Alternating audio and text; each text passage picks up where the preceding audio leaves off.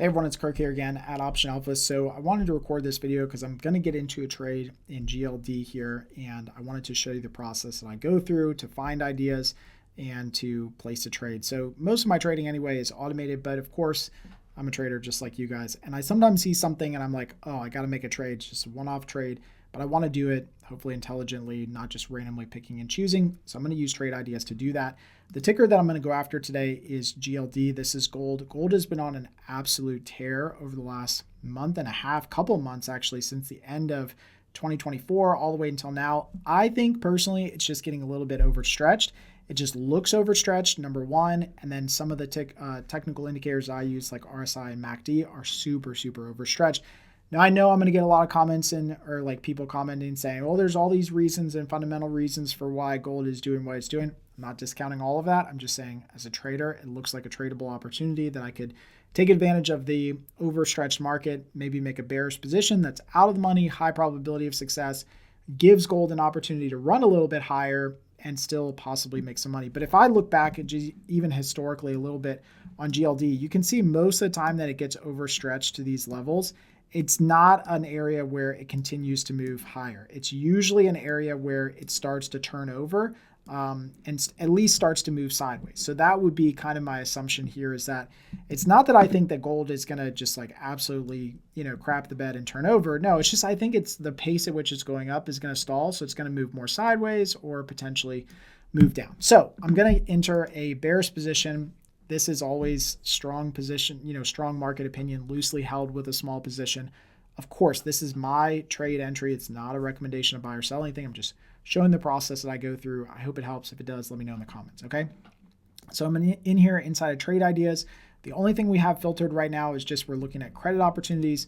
The first thing I'm going to do, of course, is filter for GLD. Right now, there's 642 trade ideas for GLD. So basically 642 different combinations of positions we're calculating right now. I, of course, don't want all of them. And I don't have time to look through all of them. So I want to use these filters up here to basically surface or shop for the trade that works best for me. So first thing I'm going to do is I'm going to do bearish positions. I definitely want to call spread. That's my outlook on the market. I'm going to move the days to expiration from all days, which would do any days, 2 days, 1 day, whatever. I'm going to move that out to 20 to 45 days. The reason I'm doing that is because I don't expect for GLD to move down. I don't think that I'm that good enough. I certainly am not good enough picking markets at all that I would think that the markets would move down tomorrow, right? Or in 2 days. So I want to give it time. I think it's just overstretched, but these things can take time. They can take, a couple weeks to kind of move over. So I'll filter this down to 20 to 45 days. So if I go back to my list here, that immediately cut the list of trade ideas down to about 89 in GLD. So there's still a lot to choose from here, which means that there's, a lot that we can filter out. So one thing I do want to filter out immediately is probability of profit. I don't want any low probability of profit trades. I don't necessarily have to have a super high probability either. I think that sometimes what people do is they come in here and they say, I want a 90% probability of profit with a 250% reward to risk. Like that doesn't exist, right? Those things don't exist. So if you use those filters in the most aggressive, most filtery way, you probably won't find any opportunities that match, right? So I don't need a 90% trade idea. I want something that's at least 60%, right? It's got to be high probability, but it doesn't have to be insane. And then the other thing I typically do is I filter for expected value more than 5 and alpha more than 2. These are probably some pretty standard generic filters that I put in. And that gets us, a much shorter list to work through, but definitely a list that we still have to kind of comb through. So if I kind of, just look at this list and kind of glance through it right now, one thing that I see that doesn't fit for me personally is I see a lot of these positions with huge max losses. Like I said, I have a strong opinion on GLD, but I'm going to hold it loosely with a small position because I want to get into maybe more positions. If GLD continues to go up, I can ladder into a position. I don't need to blow all my cash on one trade right now. I just want to get into a good small position and make a trade. So these positions probably too big for what I want to do. $500 of risk for one position, $300. There's some more that are down here, probably big positions. The way that I can filter that out is with the spread width. So here I can say, look, I only want positions that are, say, let's say $3 wide, or less, right? So that gets all those positions that are $400, $500, $700. It kind of removes them from the equation. The other thing that I could do is I could filter for positions that are a certain percentage out of the money. So you can see there's tickers that are a little bit further out of the money than others. So let's say we want to go with only positions, I don't know, 2.5%. Let's even try 3, see how many we get for 3. Okay, so 3% out of the money or more. This is fun because if you do something like this, what it does is it allows you to sell an option spread that's 3% out of the money, which means that GLD could go up another 3% and you could still make money on the trade. So those are kind of fun. I like doing those. It doesn't have to be 3% out of the money. So let's back it down to about 2.5. That gives us more choice here. And let's filter these out for low risk rewards. So let's get anything 35% or lower out of here. So we want to get some good reward to risk ratios. That gets us a pretty good list, honestly, of different positions that are 2.5% out of the money or more, nice tight spread, 60% probability of profit, definitely has expected value that's positive and alpha that's positive. I typically, when I get to this stage, would sort by alpha, just so you guys know. This is just my personal preference. Some people sort by reward to risk ratio. I like sorting by alpha as the kind of the first metric to use, and you can see these numbers are kind of updating as we go.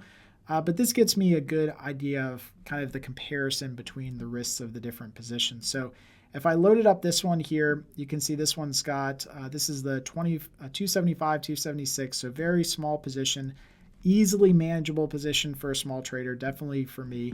And it's got positive expected value. The reward to risk ratio is favorable, so we calculate that. So the bid-ask spread here is a little bit wider. It looks like the mid price is about 28 or so. So if I go down to 27, that still gives me some good metrics on this trade. We'll use fast smart pricing here, and we'll put this into a live bot, and we'll put this into a bot that I call just a trade ideas bot. That's it. And what we'll do here is we'll use our standard exit option base, but I'll move this one up to a little bit higher potential profit taking, so I can be maybe a little bit more aggressive with a small position. If I get 75% of the credit, take it off. And if we get to 1 day before expiration, just go ahead and close the position. I don't want to be dealing with a position as we get to expiration. So, and certainly don't want to be dealing with assignments. So, all right, so mid price kind of moved up to around 29 here. My last price I'm willing to accept is 27. So I'm going to go ahead and place that trade. It's going to move the order here to 28. After a couple seconds of trying at 28, it'll move it over to 27. And then we'll just hold at 27, seeing if we can get a fill on this. I'm not sure how GLD fills are doing right now. The bid-ask spread is a little bit wide, so I want to be patient with it. You don't want to force the trade in. You definitely want to get a trade with good pricing. And I'm willing to wait on this. Now, the interesting thing is that if you're just using bots to do this, completely automated, of course, then it would work the pricing and continue to try pricing that fits your parameters throughout the day. But in this case, because I'm doing it as a one-off, a little bit of a hybrid trade where I'm telling it to get into it and then I'm using exit options to manage the position, then I do have to kind of look at the trade here. But that's okay. I want to do this. I want to get into a position in GLD. So we'll let the order work here at 27 and see if we can get a fill. All right, so I spliced the video so you guys didn't have to wait for the full period, but it didn't actually fill the position, which is okay. So we're going to retry the position. The order's canceled and timed out, which is the default activity. So we're going to retry it here, see where pricing is. Mid pricing is still around 27, 28. So we're going to tick down pricing here to 25. That's the last price we're willing to accept. And we'll replace this trade here. So it should at least, I think it would fill at 25 actually. It's a couple pennies below. Yeah, there you go. So it filled actually at 26, which is good. So it filled actually a little bit higher. So we did have to adjust pricing down a little bit. Again, GLD is a little bit wider in spread right now, but it's a good position. I like this position. Again, small position. You can have an opinion on the market and take a trade that at least have positive expected value, and the numbers and probabilities and metrics kind of work out in your favor. The way that I have this trade set up now is because I've entered it manually. I have my exit options already set, so I don't have to worry about anything now. The position is self-managed by my bot. It'll monitor for profit taking and stop loss, which I don't have, I don't use. But any of the other exit options that you use, it would monitor those here. So very good position, small little position that I got into. Like I said, if GLD continues to move higher, maybe I get into another one. But if you have an opinion on markets, just go ahead and make a trade, similar to this. Again, I'm not a recommendation, but this is the process that you would go through is just filter for those trades that kind of fit your criteria. So like I said, the way that I did it is just using all these filters up here, found something that meets my criteria, then start placing orders for that thing. If you wanted to do this automated, of course, you could hit the auto trade button up here and build a bot to do it for you in your account. So I hope this really helped out, just kind of walking through this just as an example. I don't know what happens with GLD, but we'll see. A lot of people think GLD is going to continue to go up. The contrarian in me says if everyone thinks it's going to go up, maybe it goes down or sideways. So that's why I placed this trade today. If you thought it was helpful, let me know in the comments or like and share this so you can spread it out to other traders who might need to see this. Until next time, happy trading.